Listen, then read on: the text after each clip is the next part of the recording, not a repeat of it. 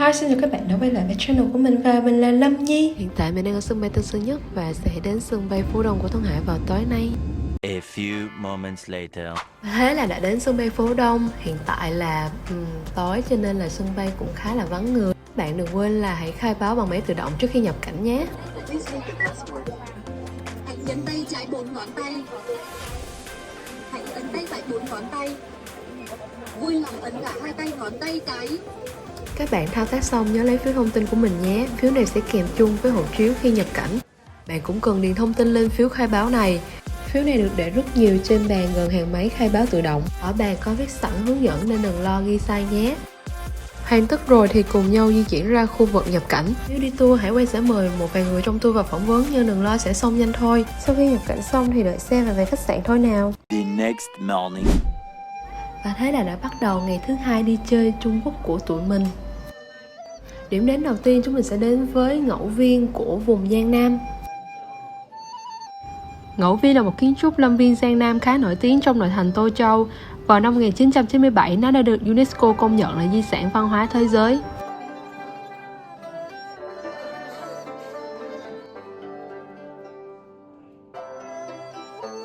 Bên trong khuôn viên, núi và hồ là cảnh quan chính của khu vườn, được bao quanh bởi các đình, cát và hành lang, làm bật lên nét tao nhã, phóng khoáng của khuôn viên. Theo thống kê của Wikipedia thì Tô Châu có đến hơn 100 khu vườn, mỗi khu vườn đều có một nét đẹp riêng. Vườn cổ Tô Châu thu hút hàng trăm lượt khách đổ về đây tham quan và thưởng ngoạn. Các bạn có thể thấy xung quanh thì cũng có khá nhiều nhiếp ảnh để chụp cho các bạn mặc đồ cổ trang, và khi vào đây chụp thì mình thấy nó cũng khá là hợp. Mình đã bắt gặp một bạn mặc đồ nhà Thanh hoặc các bạn mặc đồ nhà thời Minh.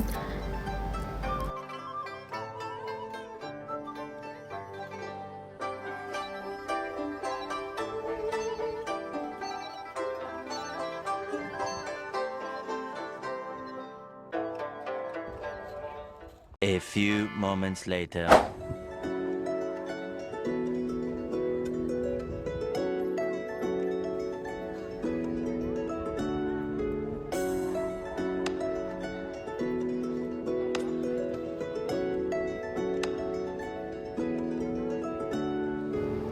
Hàng Sơn Tự có diện tích khoảng 10.600 m², được xây dựng dưới thời vua Lương Vũ Đế của nhà Lương khoảng thế kỷ thứ 6.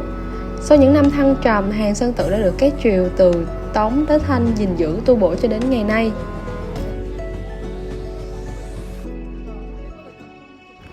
Khuôn viên chùa được chia thành 3 khu vực là Tàng Kinh Cát, Đại Hùng Bảo Điện và Tháp Chuông. Kiến trúc của Hàng Sơn Tự mang đậm nét kiến trúc Phật giáo Trung Hoa cũ.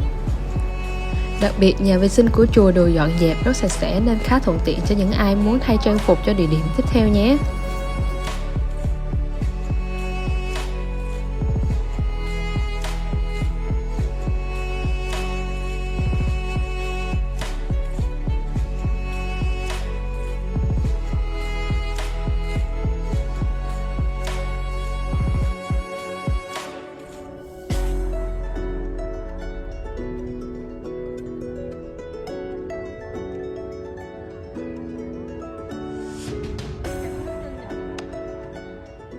Moments later.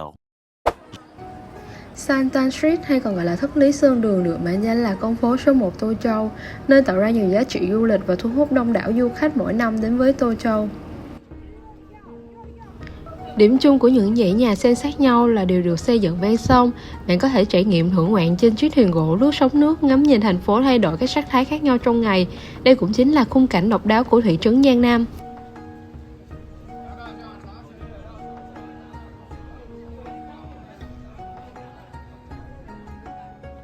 Dạo một vòng quanh, bạn sẽ thấy nơi đây có rất nhiều cửa hàng cho thuê trang phục cổ trang, hàng bán đồ lưu niệm, sản phẩm địa phương.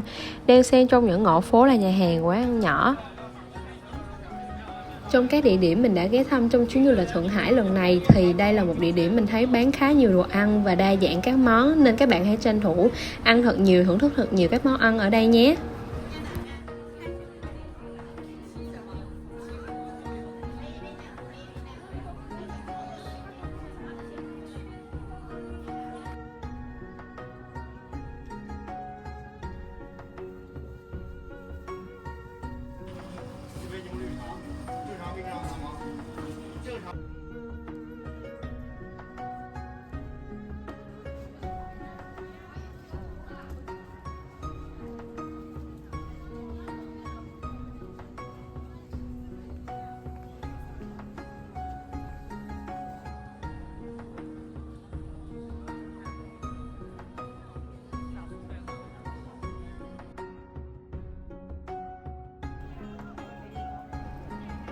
Thời điểm mình tham quan, may mắn được ngắm cả một bầu trời hoàng hôn đỏ rực bao trùm cả khu phố cổ kính. Sau khi mặt trời dần dần lặn thì đèn đường, đèn của các hàng quán dần được bật lên, phản chiếu ánh sáng lên những con đường lát gạch đá dòng sông. Vô hình tạo nên những luồng ánh sáng lung linh huyền ảo, mang đến cho con đường một vẻ đẹp riêng vào mỗi buổi tối. The next morning. Thành phố Hàng Châu cách Thượng Hải 180 km. Hai bên đường ở đây được điểm rất nhiều cây xanh. Thời điểm mình đi đã là cuối tháng 5, chuẩn bị vào hè nên thời tiết Hàng Châu đã dần oi bức.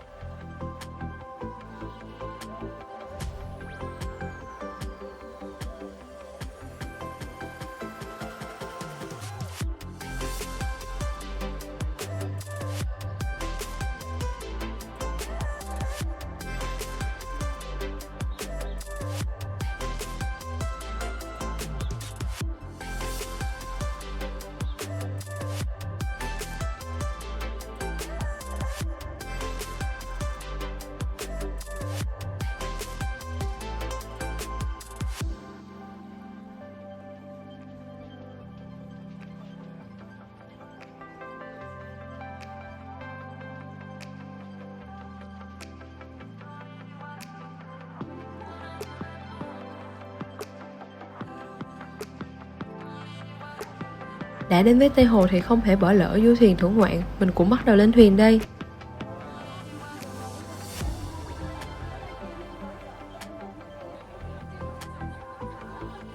Tây Hồ là hồ nước ngọt tự nhiên nằm ở phía tây của thành phố Hàng Châu. Hồ có chiều dài 3,3 km, chiều rộng 2,8 km nên sở hữu diện tích hơn 6,3 km². Năm 2011, Tây Hồ được UNESCO công nhận là di sản văn hóa thế giới. Khung cảnh hiện đại xen lẫn với khung cảnh xanh ngắt của thiên nhiên. Xa xa kia là tháp Lôi Phong đã được nhắc đến trong truyện Hansa. Sau khoảng 20 đến 30 phút du ngoạn trên hồ giữa cái nóng của Hàng Châu thì thuyền chúng mình đã cập bến.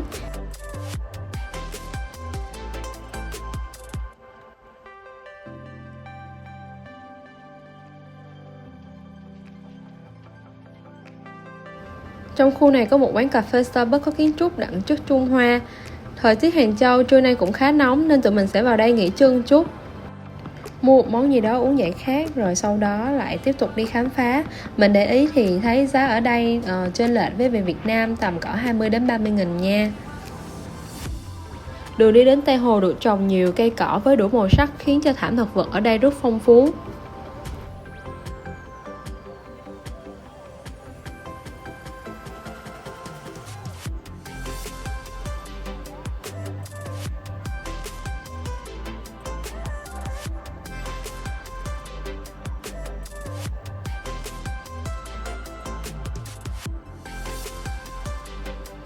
Các bạn để ý sẽ thấy thì cây ngô đồng được trồng gần như khắp các đường phố ở hai bên đường. Cây này có độ che phủ cao nên đi bộ vào buổi trưa nắng nóng khiến mình cảm thấy dễ chịu hơn rất nhiều. Rồi Tây Hồ chúng ta sẽ đến với vườn trà Long Tỉnh để nghe nhân viên giới thiệu về trà và nghe về công dụng của quốc trà. Trà Long Tỉnh được coi là một trong những loại trà nổi tiếng đắt đỏ của Trung Quốc, được trồng và chế biến tại Hàng Châu. Nơi đây thiên nhiên rất đặc trưng, khí hậu mát mẻ, nguồn nước dồi dào, do đó trở thành một nơi rất thích hợp cho trà xanh sinh trưởng. 5 minutes later. Đây là bữa ăn kiểu mẫu phục vụ cho khách đoàn, đồ ăn nhiều và đa dạng. Có đủ tôm, heo, gà, bò, cá và rau củ, chế biến này được tiết chế bớt dầu mỡ. Trong quá trình di chuyển về khách sạn thì ngắm được một đám mây chiều hoàng hôn cũng khá đẹp. Và thế là đã về tới khách sạn sau ngày dài đi chơi. Khách sạn này sở hữu 5 sao theo tiêu chuẩn của Trung Quốc.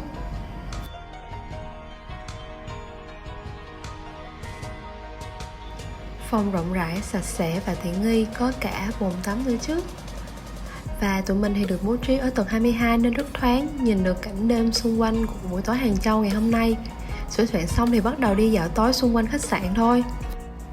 Trong quá trình đi dạo thì chúng mình đã phát hiện một cửa hàng nho nhỏ bán rất là nhiều loại thực phẩm đầy đủ màu sắc và đa dạng.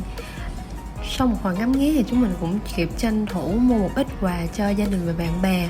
Việc thanh toán cũng khá là dễ dàng khi mình sử dụng app Alipay. Nó tương tự như là ví Momo hay là ví Zalo Pay của Việt Nam mình vậy. Ngoài ví điện tử thì mình thấy người dân Trung Quốc họ vẫn chấp nhận sử dụng tiền mặt, nên đừng có quá lo khi mà không biết sử dụng Alipay. The next morning. Sáng sớm ngày thứ tư thì chúng mình được đưa đến với cổ trấn Ô Trấn. Ô Trấn là một thị trấn cổ được xây dựng từ năm 872 thuộc địa phận thành phố Đồng Hương, Gia Hưng, tỉnh Chiết Giang, ngay phía nam sông Dương Tử. Thị trấn nằm trong vùng tam giác vàng của Trung Hoa đại lục giữa Chiết Giang, Giang Tô và Thượng Hải. Nơi đây nổi tiếng với mạng lưới kênh ngòi dày đặc và các công trình kiến trúc cổ độc đáo. Ô Trấn cách Thượng Hải khoảng 140 km và cách Hàng Châu, Tô Châu tầm 80 km. Để đến được đây thì du khách phải đáp chuyến bay đến Thượng Hải, Tô Châu hoặc Hàng Châu trước, sau đó chọn phương tiện khác để di chuyển tiếp.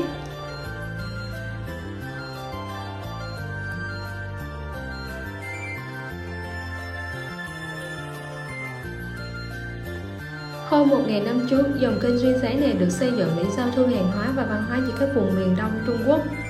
Ô Trấn đã có 1.300 tuổi đời gắn với nhiều biến động lịch sử, văn hóa Trung Quốc và tự hào khi được UNESCO công nhận là di sản văn hóa thế giới. Dạo quanh cổng đông Ô Trấn, chúng ta sẽ đắm chìm trong một không gian hoài cổ, được tìm hiểu về văn hóa và nghệ thuật dân gian. Đặc biệt, cổ trấn còn rất phù hợp để các bạn tha hồ mặc đồ cổ trang chụp hình. Bạn sẽ bắt gặp các cửa hàng thuê trang phục dọc con đường đi tham quan, giá thuê trung bình là 130 tệ một bộ. Một điểm đáng khen là tuy đây là nơi đông khách du lịch, nhưng mà nhà vệ sinh rất sạch sẽ nên các bạn đừng quá lo lắng nha.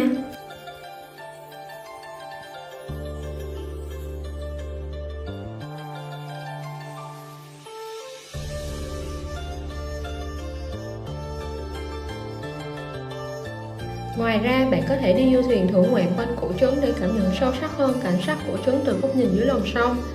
Thuyền đi tối đa 8 người với giá 240 tệ một chiều, còn nếu đi lẻ thì là 30 tệ một người một chiều, nhưng phải đợi tụ đủ 8 khách thì thuyền mới đi nhé. Ô Trấn được ví như thành cổ sông nước đẹp nhất Trung Quốc, nơi sở hữu vẻ đẹp non nước hữu tình như tranh thủy mặc. Không chỉ là một điểm đến hấp dẫn mà còn là một trải nghiệm tuyệt vời đưa du khách trở về quá khứ.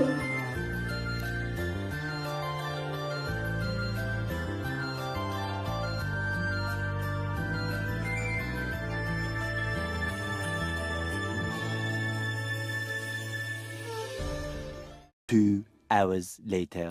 Rời xa các cổ trấn ở Giang Nam, chúng ta sẽ đến với một địa điểm mà mọi người khá là mong chờ, và đó là bến Thượng Hải. Nào chúng mình cùng đi khám phá xem là bến Thượng Hải có đặc sắc gì mà khiến mọi người đều thích thú khi đến nơi này nha. Ngày nay Thượng Hải là một trong những tọa độ du lịch hấp dẫn nhất tại Trung Quốc, được mệnh danh là Paris của phương Đông. Bến Thượng Hải thực chất là một bến tàu cũ nằm dọc theo bờ Tây của con sông Hàn Phố với chiều dài khoảng 1,6 km. Hiện nay bến tàu không còn tàu bè qua lại, chỉ là một địa điểm tham quan du lịch. Chạy dọc bến tàu là những tòa nhà lớn mang đậm kiến trúc phương Tây, công trình theo lối kiến trúc cổ điển và tôn cổ điển hầu hết được xây dựng từ đầu thế kỷ 20.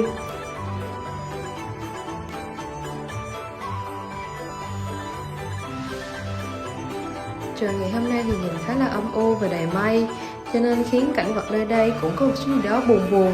Nhưng mà không sao, vì người tham quan ở đây, khách du lịch cũng khá là đông vui, cho nên là cảnh vật cũng đỡ bớt nhàm chán hơn.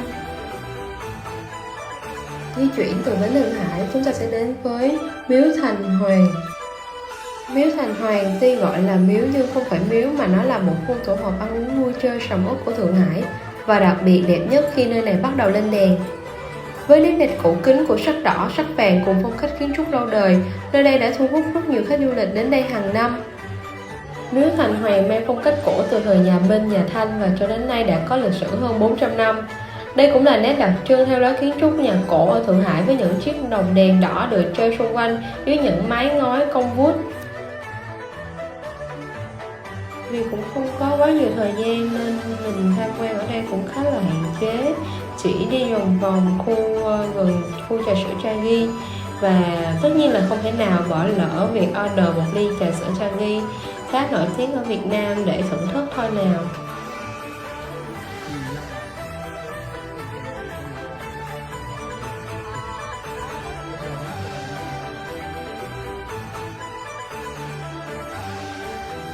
Just then. Đã đến với Thượng Hải thì tất nhiên không thể bỏ lỡ việc ngắm nhìn thành phố vào buổi tối khi phố đã lên đèn. Hôm nay, toàn bộ các tòa nhà dọc con sông thành phố đều lên đèn, cả Thượng Hải chìm trong những ánh đèn màu sắc sặc sỡ, lung linh và huyền ảo vô cùng. Tuy nhiên, buổi tối nhất là cuối tuần hoặc là ngày lễ thì lượng khách du lịch cũng sẽ đông hơn rất nhiều so với các thời điểm khác trong ngày. Và tất nhiên thì mình cũng sẽ không thể nào bỏ lỡ cảnh sắc bến Thượng Hải vào buổi tối ban đêm khi mình lên đèn và ngắm nhìn con sông thành phố với các dãy nhà cao tầng chọc trời bên khu Lục Gia Trĩ. Vào nào chúng mình cùng đi thôi.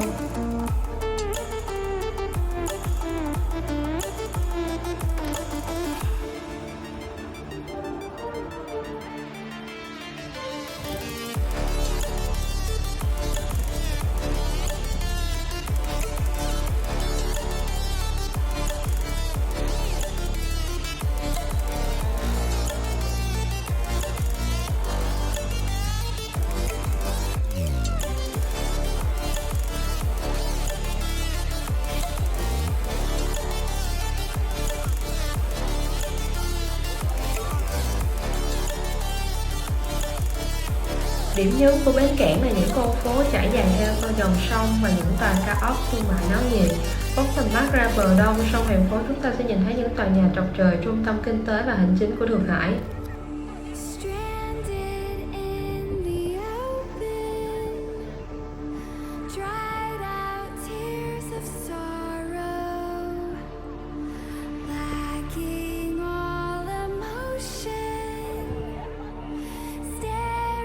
Các bạn có thể thấy xa xa kia là tháp truyền hình Đông Phương Minh Châu, là biểu tượng nổi tiếng của Thượng Hải. Cái đó là tòa nhà Shanghai Tower cao 632 m, xếp thứ 3 thế giới sau tòa nhà ở Dubai và Malaysia. Tòa tháp cao chọc trời tọa lạc tại khu Lục Gia Trĩ. Đến với bến Thượng Hải, chúng ta sẽ được ngắm nhìn sự giao thoa giữa khung cảnh cổ xưa của khu Tô Giới, hay còn được gọi là phố Tây, với khung cảnh hiện đại của khu phố Đông, choáng ngợp trước những tòa nhà cao ốc chọc trời lung linh trong ánh đèn màu cạnh con sông thành phố. The next morning. Vậy là đã đến ngày cuối cùng của chuyến du lịch Trung Quốc lần này. Mặc dù là khách sạn ở Thượng Hải nhưng mà nó không gần trung tâm, cho nên là mình đã đến Disneyland để đi tàu điện ngầm vào trung tâm. Các bạn có thể thấy đây là một số màn diễu hành trong công viên mà các chị trong đoàn đã share lại cho tụi mình, và mình đã post lên cho các bạn xem thử. Ngoài ra thì mình cũng có trích đoạn màn bắn pháo hoa ở lâu đài vào buổi tối. Nó khá là đặc sắc vì nó liên quan đến Marvel. Nào các bạn cùng xem nha.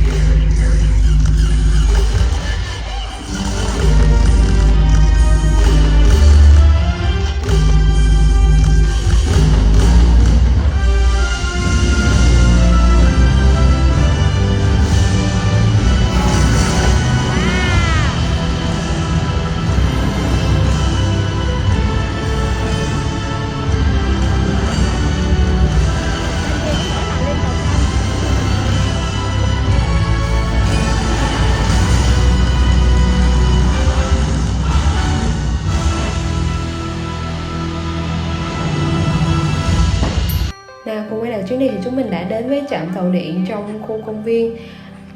Các bạn đừng quá lo lắng vì mua vé tàu điện và chọn like cho chuyến đi thì nó cũng khá là dễ dàng thao tác vì nó có cả phần tiếng Anh, cho nên là không có quá lo khi mà các bạn không biết tiếng Trung nha.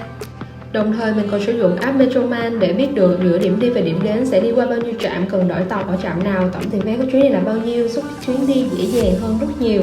1 hour later. Dừng chân tại Vulcan Mansion hay còn gọi là tòa nhà Vũ Khang, tọa lạc tại ngã ba đường, tòa nhà cổ sừng sững với kiến trúc phương Tây ấn tượng, thu hút các bạn trẻ đến tham quan và chụp ảnh.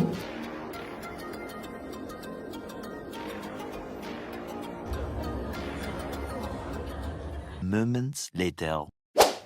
Dạo chơi khám phá đại lộ Nam Kinh được mệnh danh là Trung Hoa đệ nhất lộ quả là một trải nghiệm tuyệt vời và không thể bỏ qua khi bạn đã đến với thành phố này. Thời tiết hôm nay thì trời nắng nóng mây xanh, nhưng bỗng nhiên thì trời đã đổ cơn mưa khá là to. Thành ra thì mình có ghé Home Plaza để trú mưa. Tại đây thì là view của Samsung Store, đối diện là Apple Store. 1 hour later. Nơi đây đã có hơn 100 năm lịch sử, không chỉ là một con đường thương mại hàng đầu mà còn là một biểu tượng của Thượng Hải, là một tượng trưng cho sự phồn vinh và phát triển của thành phố. Ngày nay khi bạn bước chân dọc con đường này, bạn sẽ nhận thấy được sự hoàn hảo kết hợp giữa sự phồn vinh với nét cổ điển và hàng loạt cửa hàng truyền thống, khu phố đi bộ năng động và cuộc sống về đêm náo nhiệt. Tại đây bạn sẽ tìm thấy hầu hết các cửa hàng lâu đời và lớn nhất ở Thượng Hải, bên cạnh những quán ăn truyền thống và các cửa hàng bán lẻ nội địa.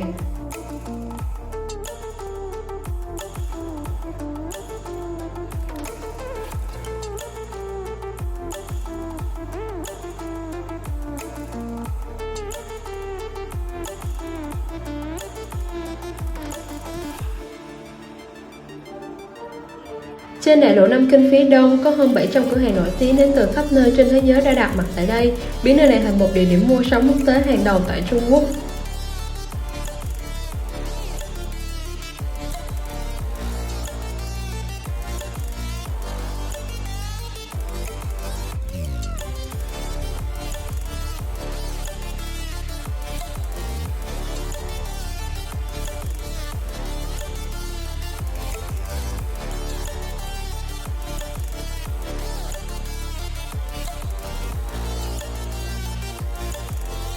Di chuyển đến điểm tham quan cuối cùng là Lục Gia Chủy thì mình sẽ dùng app Didi để đặt xe và app có trên app Alipay. Just then. Nằm bên bờ sông Hàng Phố ở quận Phố Đông, Lục Gia Chủy ở phía đối diện với bến Thượng Hải là khu vực đầu tàu về kinh tế thương mại ở trong và ngoài nước. Lục Gia Chủy tập trung rất nhiều tòa nhà cao tầng như Đông Phương Minh Châu, Shanghai Tower và một số tòa nhà khác tạo thành một khu rừng cao tầng. Đặc biệt nó còn lung linh hơn khi các tòa nhà bắt đầu lên đèn, mang đến một không gian hiện đại đầy màu sắc. Để đến được đây, các bạn có thể đi MRT Line 2 đến trạm Lục Gia Chủy, chọn cổng số 6 đi ra hoặc đến AFC Mall. Ngoài ra thì còn có thể đi taxi như mình đã đến.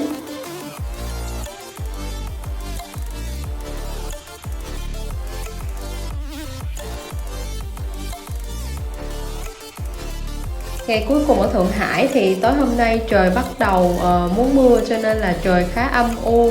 Đứng một hồi thì khi mà chuẩn bị lên xe ra sân bay thì đã bắt đầu mưa nặng hạt.